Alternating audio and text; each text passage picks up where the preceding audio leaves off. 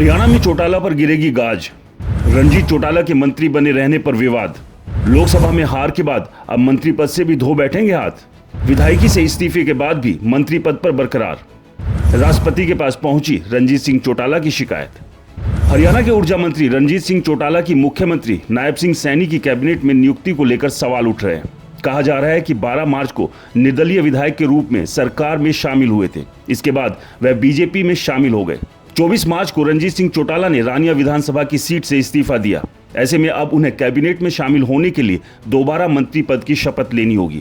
Punjab Haryana high court के वकील हेमंत कुमार ने उनकी नियुक्ति पर सवाल उठाते हुए इसकी शिकायत राष्ट्रपति से की थी, जहां से हरियाणा के मुख्य सचिव को लेटर भेजकर इस संबंध में आवश्यक कार्रवाई कर इसकी सूचना शिकायतकर्ता को भेजने को कहा गया है। रणजीत सिंह चौटाला को बीजेपी ने लोकसभा चुनाव में हिसार सीट से मैदान में उतारा था, लेकिन उन्हें कांग्रेस के कैंडिडेट जयप्रकाश ने हरा दिया। हरियाणा में नायब सिंह सैनी के नेतृत्व में गठित भाजपा की नई सरकार ने 12 जून को अपने 3 माह का कार्यकाल पूरा कर लिया है। 12 मार्च को मुख्यमंत्री नायब सिंह सैनी के साथ शपथ लेने वाले 5 कैबिनेट मंत्रियों में रणजीत सिंह चौटाला भी शामिल थे। तब वे सिरसा जिले की रानिया विधानसभा सीट से निर्दलीय विधायक थे। 22 मार्च को रणजीत चौटाला को ऊर्जा और जेल विभाग दिए गए। हालांकि वे पिछली मनोहर लाल खट्टर सरकार में भी इन्हीं विभागों के मंत्री रह चुके थे। इसके बाद 24 मार्च की शाम रणजीत सिंह भाजपा में शामिल हो गए, जिसके कुछ समय बाद ही उन्हें हिसार लोकसभा सीट से पार्टी उम्मीदवार बनाया गया, जिस कारण रणजीत सिंह चौटाला ने उस दिन विधायक पद से त्यागपत्र दे दिया। चूंकि निर्दलीय विधायक रहते हुए कोई भी किसी राजनीतिक दल में शामिल नहीं हो सकता, यदि वह ऐसा करता है तो उसे दल बदल विरोधी कानून के अंतर्गत विधानसभा सदस्यता से अयोग्य घोषित कर दिया जाता है। हालांकि विधायक पद से त्यागपत्र के साथ रणजीत ने प्रदेश सरकार में कैबिनेट पद से अपना इस्तीफा नहीं दिया है। रानिया विधानसभा सीट से विधायक पद से इस्तीफा देने के बाद स्पीकर ज्ञानचंद गुप्ता ने उसे स्वीकार कर लिया।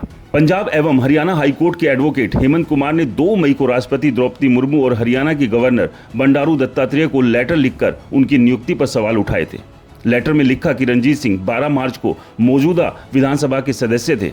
इस दिन उन्होंने सीएम नायब सिंह सैनी के साथ मंत्री पद के रूप में पद और गोपनीयता की शपथ ली थी।